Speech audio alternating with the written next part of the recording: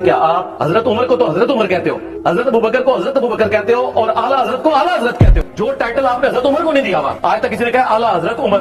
حضرت ابوبکر صرف حضرت ابوبکر ہے، اور احمد بریلوی اعلیٰ حضرت بریلوی ہے۔